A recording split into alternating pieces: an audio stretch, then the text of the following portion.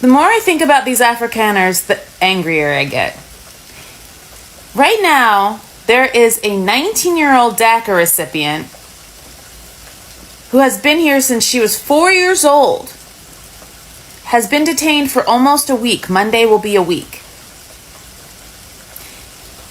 He's got her detained, and he's deporting United States citizens. People born in this fucking country. But he's flying white South Africans here on our dollar and paying for them to stay.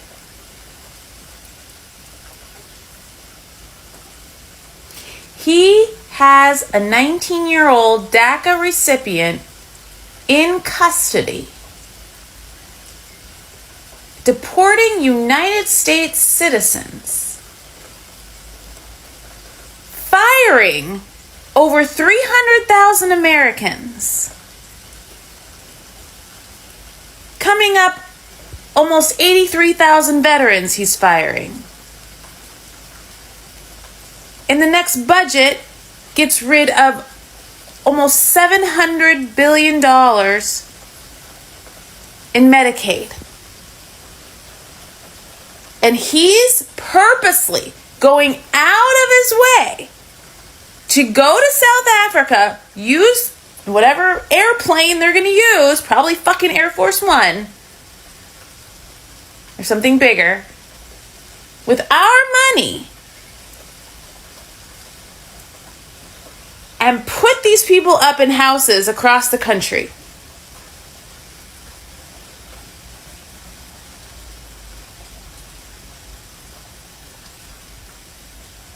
MAGA's awfully quiet about those South Africans coming over here, you know, the ones that we are going to be funding with our tax dollars. You know, they haven't really said anything about them. You know, they're going to be leechers. They're going to be getting free phones, free housing, and free food. Weren't you guys upset about it when the brown people were getting it? But you guys don't care this time, right? It's because they're white. This is how we know you guys are racist, because you guys aren't holding the same fucking standard. You're racist fucks, just admit it. Donald Trump is chartering a plane using U.S. taxpayer money to bring refugees from South Africa to America. Now let's think about this for just one moment. What is the same about all these South African refugees that we might notice? They're all white people. That's right. And so when we talk about deporting people, it appears that they're mostly non-white. But we can bring in South Africans who are white. And I just can't shake this feeling. I just can't shake this feeling that maybe, and I'm not saying it, I don't know, I'm not there, I'm not in the room when these conversations occur. It seems to me that it's possible that these guys in the White House are motivated by certain aspects of these people that they're bringing in and taking out. I'm not saying it's true. So guys, have you heard? Afrikaners from South Africa are going into America as refugees. Hey guys, this is some crazy thing, like at the taxpayer's expense. And this is why I've made this video. Like, I just came across some TikTok videos going viral online. Like, white Americans are really mad and they're furious about this. Like, while DACA kids are being deported and families are being torn apart at the border, yo, like, this chaos needs some serious unpacking. So let me get this straight.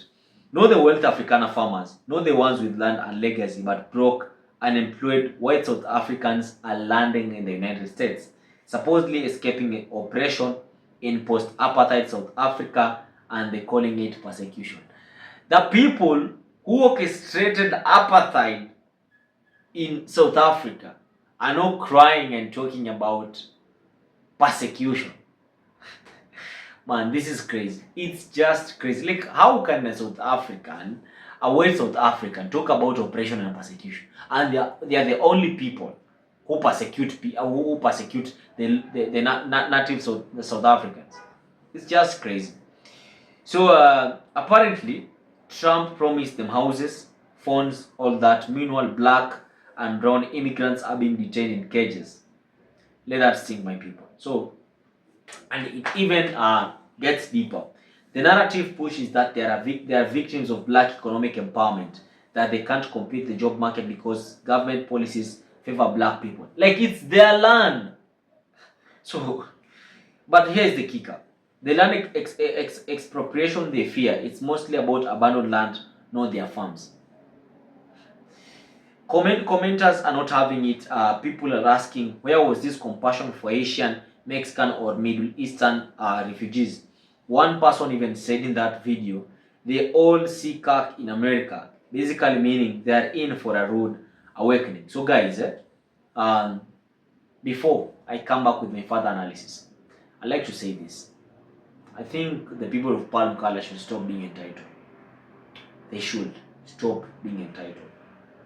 Yeah, hit the subscribe button, hit the like button, share this video, and tell me what you think in the comments. I'll be back. Want to take bets on how fast they're going to cuck and want to come home? Generally, if you've got refugee status, you can go home if the situation in your home country has changed, if the threat is gone, if the reason for you needing to flee is gone. So in this case, the reason is made up. The reason doesn't exist. The reason is a lie. So how is that going to be gone one day for them to come back? Because the majority of the population in South Africa is going to stay the majority of the population in South Africa. The government is going to stay made up of people from that majority. What? The Afrikaners that are leaving for America are broke. They don't have money, these guys. So you don't need to worry that, oh, we're losing voices that keep private schools open, having great private hospitals. Those are not the Afrikaners that are leaving. These are Afrikaners that are unemployed, and they believe that BE has caused them to be unemployed, and that now, essentially, all the different policies that have been put in place prioritizes black people more and has now left them behind. That those are the people that are leaving the country. Going to another country to be a refugee is crazy business. It's wild. Like, do you understand that you are saying that you are equivalent to an individual that is coming from a war-stricken country? That's essentially what you're saying. So that means that you are saying that things were so bad in your current country that you didn't have access to water, you didn't have access to food, you didn't have access to housing. That's essentially what you're saying. And it's possible that it was happening to some of these white Afrikaners. But my goodness, dog, like, yeah, it takes a lot of humility. I didn't know that Afrikaners had such humility. I've actually been impressed that some of these Afrikaners are humble enough to want to become refugees. Imagine, want to become refugees where they're going to be given the absolute bare minimum. You should check on TikTok. There are videos of people showing the places where they're staying, where before they're actually dispersed into the different areas that they're going to be relocated. It really is the bare minimum. So yeah, it's no one who is coming from a nice poshy lifestyle with all the farms and all of that is gonna be leaving to go to America. It's really just gonna be poor Afrikaners. I'll be very surprised if there are any rich Afrikaners. Please come into the comment section and say, listen, I'm a rich Afrikaner and I am actually going to be leaving. I'll be very surprised if they're there. But yeah, to the poor Afrikaners, no, if you guys are suffering that much, yeah, you've got my full support. I mean, maybe you guys don't care about my support, but I am telling you that I personally am fully in support of you guys seeking a better life in America as a refugee. So the Afrikaners are on their way to America. And all I want to say to the Americans is, if you were worried about Karens and whatever the male equivalent of a Karen is in your country, wait until you meet a Karen. Wait until you meet a Johannes. One thing about majority of, some of Afrikaners is that they don't assimilate into different cultures. So whenever it is that you hear a person say they hate a South African, they're talking about because they don't care. Those people are about to come into your country and make as if you are a second-class citizen in the country that you were born in.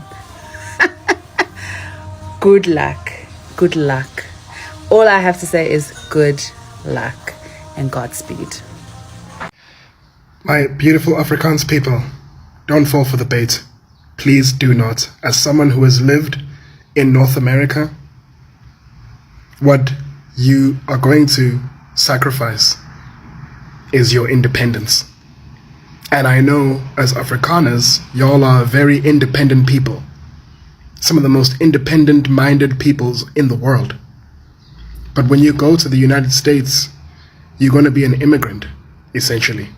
You'll take on immigrant status. You'll take on immigrant mentality. And that's not good. So don't listen to Trump. Don't listen to Musk. Chill here in South Africa, man. Kumanandila, it's amazing here. Yeah, sort out your issues, work on yourself, but you don't want to go to North America and become an immigrant. Trust me, it's not a good deal. Good morning. This is for the South Africans who are going to be entering the United States. This is just a public service announcement. I just wanted to make you aware that the Black people who were students during apartheid, we're grandmas and grandpas now, and we have the ear of Gen Z. One more thing. I also want to let you know that our president, he has Secret Service.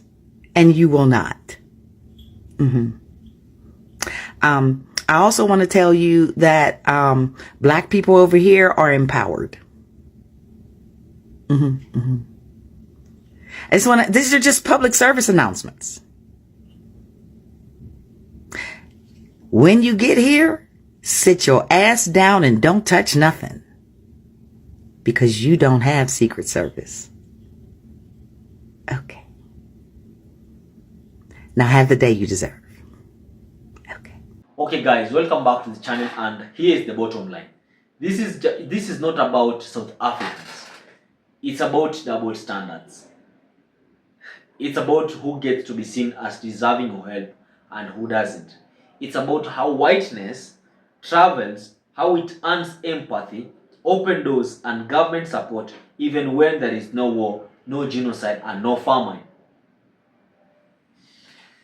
Guys, meanwhile, families that live in America, their whole lives, dreamers, asylum seekers, are being kicked out, while refugees from violent zones are being put in cages.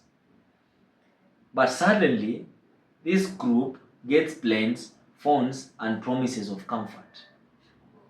Okay, wait. People are waking up. They are not angry that someone got jailed, but they are angry that the rules changed based on skin color. If this doesn't make you question America's immigration game, I don't know what will.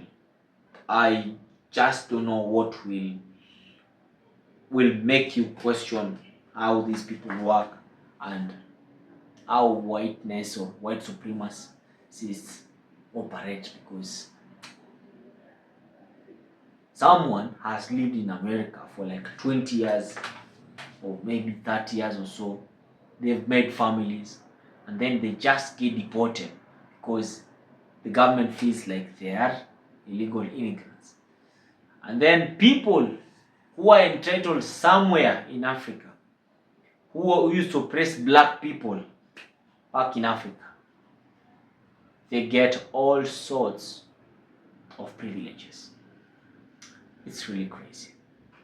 Really, really crazy. Tell me what you think in the comments.